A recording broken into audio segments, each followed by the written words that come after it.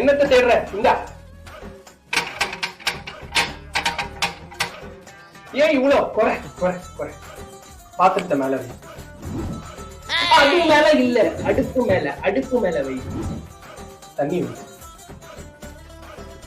ஏன் ஒரு ஊருக்கேவா டீ போட போற? ஒரு கப்ப போடு.